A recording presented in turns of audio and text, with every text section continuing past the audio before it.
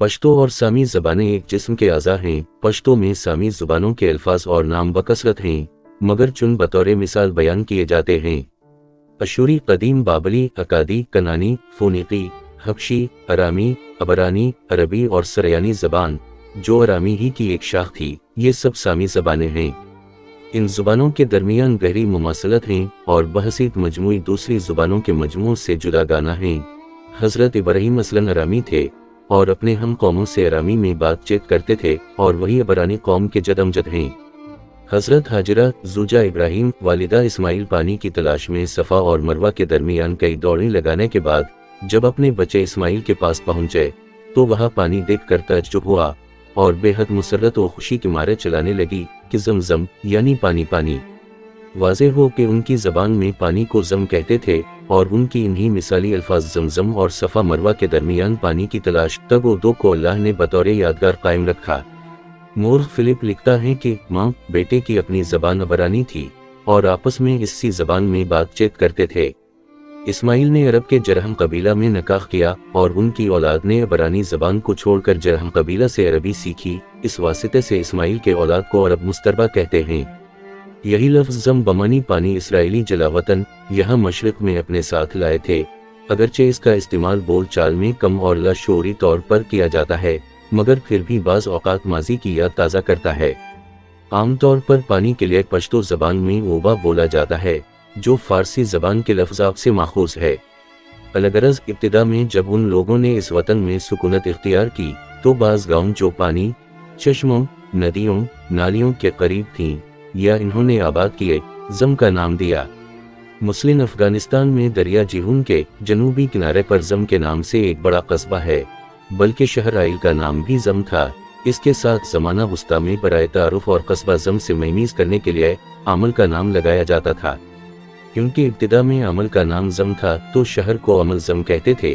खैबर के दामन में ज़म के नाम से एक गाँव बावजह चश्मों के मौसूम है। सिखों ने जब यह किला बनाया तो ज़म किला से मशहूर हुआ। फिर अंग्रेज़ों ने जब पुख्ता सड़क पेशावर से खैबर तक बनाई तो सड़क का नाम इसी गाँव जमरूद और कुछ अर्सा बाद तब्दील होकर जमरूद हुआ और उस गाँव को भी जमरूद पुकारने लगे, मगर मकामी लोग अभी उसको हसबे साबिक़ ज़म या शम से याद करते हैं। इस मज़कूरा मकाम से बतरफ शुमाल वर्सत के करीब भी एक गाँव का नाम ख़ज़म या ख़ज़म था, जिसका मतलब अच्छा पानी है। अशनागर ज़िला पेशावर में नहर अबाज़ई किनारे पर भी ज़म का एक गाँव मौजूद है जहाँ चश्मे हैं।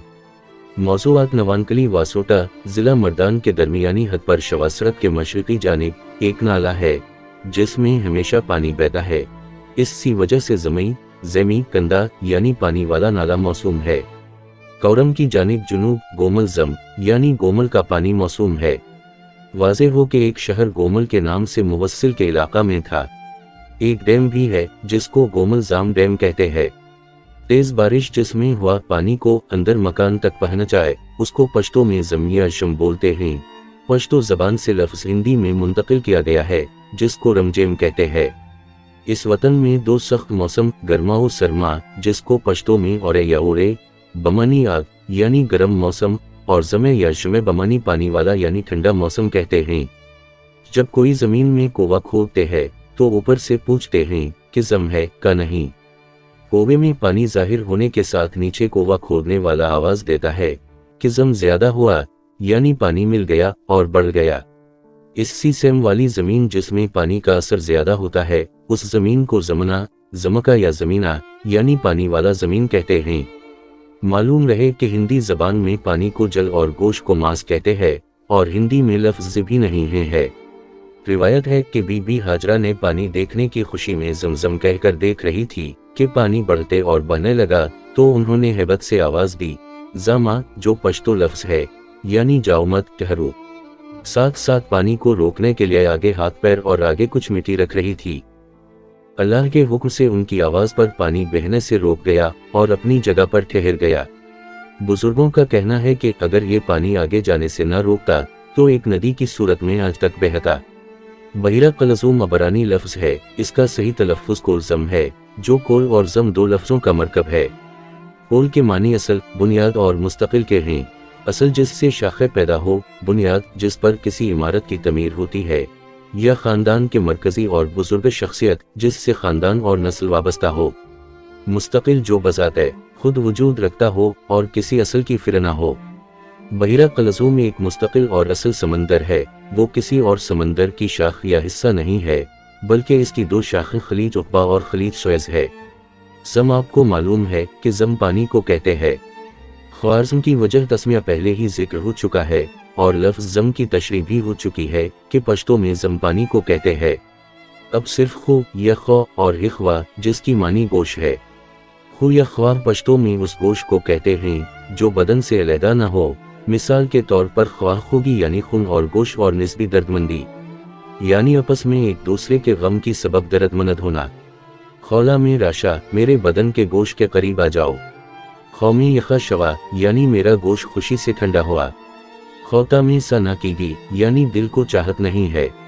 خواہ خے یعنی ایسی عورت جو بدن کے گوشت کا بہترین ٹکڑا داماد کے حوالے کر دے۔ خور یعنی بہن، خوک یعنی میٹھا، خلا یعنی منہ، یہ سب بدن کے گوشت، خون اور اغذا سے متعلق ہے جو گوشت سے مرتب ہے۔ خور ندی نالا جس کے پانی پینے کے علاوہ اناج بدن کے لیے پیدا کرنے کا سبب ہے۔ خوار یعنی ناقص گوشت والے چربی اور صرف ہڈی ہی ہڈی۔ آر بمانی ناقص کے۔ خوروا یعنی پکے ہوئے گوشت سے نکلا ہوا شوربہ۔ خنا یعنی رشتہ داری جو ہم نسب، ہم بدن، ہم گوشت اور ہم نسل کے لیے بولا جاتا ہے۔ پختونخوا کا اگر مطلب یہ لیا جائے تو زیادہ موزوں و مناسب ہوگا کہ ہر ایک پختون خواہ وہ جہاں پر ہو وہ ایک دوسرے کا ہم بدن اور ہم گوشت ہے۔ ورشو کی معنی چراگاہ ہے جو اصل میں عبرانی ہے۔ ہخوا یعنی گوشت، بدن سے علیحدہ گوشت کو عام استعمال میں گخوا کہتے ہیں اور کھانے، کھلانے اور پکانے میں بھی یہی نام استعمال ہوتا ہے۔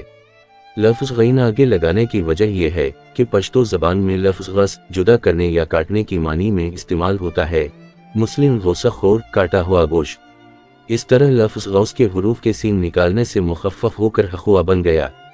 لفظ خو فارسی میں استعمال ہوتا ہے مگر اس کے ساتھ حروف لگایا جاتا ہے، مثلاً خواہی، خواہش جس کے معنی مانگنے اور چاہنے کی ہے، مگر اصل میں یہ مانگ اور چاہت تو بدن ہی کرتا ہے۔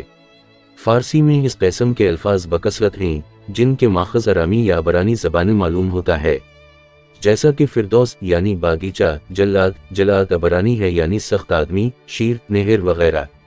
وجہ یہ ہے کہ اسرائیلی جلا وطنوں نے ایران میں 3 کروڑ سال گزارے ہیں، لہٰذا آپس میں لفظوں کا تبادلہ ضرور ہوا ہوگا۔ پشتو زبان میں فارسی اور فارسی زبان میں پشتو کے الفاظ بکثرت ہیں۔ چونکہ فارسی بھی ایک مہذب زبان ہے، اس نے اپنی جولی عبرانی کے زرین الفاظ سے بھر لی ہوگی۔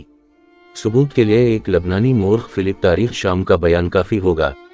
عبرانی اگرچہ مر گئی تھی لیکن اس نے بہت سی مہذب زبانوں کے لیے الفاظ کی ایک قیمتی میراث چھوڑ دی۔ آگے مزید تشریح کر کے لکھتا ہے، آرامی زبان سامی بولیوں میں سے ایک تھی اور آرامی تاجروں نے ابتدائی سے دور دور تک پھیلا دیا تھا۔ آرامی زبان ابتدا میں شامیوں کی تجارتی زبان تھی۔ 500 قبل مسیح کے آس پاس یہ پورے حلال زرخیز میں صرف تجارت، حضارت اور سرکاری کاروبار زبان نہیں رہی، بلکہ یہ باشندوں کے عام بولی بن گئی اور اس نے تمام ہمعصر زبانوں پر، جس میں عبرانی بھی شامل تھی، فتح کامل حاصل کر لی، یہاں تک کہ حضرت عیسیٰ علیہ السلام اور اس کے قوم یہودیوں کی بھی یہی زبان تھی۔ آرامی زبان کا نفوذ صرف سامی حلقے تک محدود نہ رہا۔ 521 قبل مسیح سے لے کر 482 قبل مسیح تک دارائے اعظم یعنی ایران کے ماتحت آرامی زبان حکومت ایران کے صوبوں کے درمیان روابط کا ذریعہ بن گئی تھی۔ اس طرح سکندر اعظم کی آمد تک یہ زبان ہندوستان و حبشہ کے درمیانی علاقے کی ایسی بولی بن گئی جو ہر جگہ بولی اور سمجھی جاتی تھی۔ اس طرح آرمینیا، ایرانیوں اور ہندوستانیوں نے آرامی سرچشموں سے فائدہ اٹھا کر اپنی ابجدیں ایجاد کی۔ پہلوئے یعنی فارسی اور سنسکرت دونوں زبانوں کے حروف اصلاً آرامی ہے۔ ایرانی سلطنت کی بنیاد سائرس نے 500 قبل مسیح میں رکھی تھی۔ اس کے بیٹے کیمبیسس اور برادر زادے نے دوران سلطنت کو اتنا وسیع کر دیا کہ ہندو کش اور دریا سند کے پار سے بحیرہ ایجا تک اور قفقاز سے بحر ہند تک پھیل گئی۔ تاریخ میں پہلی مرتبہ یہ وسیع علاقہ ایک مرکزی سیاسی نظام کے تابع آیا جو نہایت محکم نظام تھا۔ اس عہد کی 2 بڑی تہذیبوں سامی اور ہندی و ایرانی امتزاج نہیں تو ایک دوسرے پر اثر و فشار کا موقع ضرور مل گیا۔ ہندی اور سنسکرت میں جو نام عام ہے، مثلاً سورما، کانشی، رام، شری، پال وغیرہ، وہ اکثر سامی، آرامی اور عبرانی کی اصل ہے۔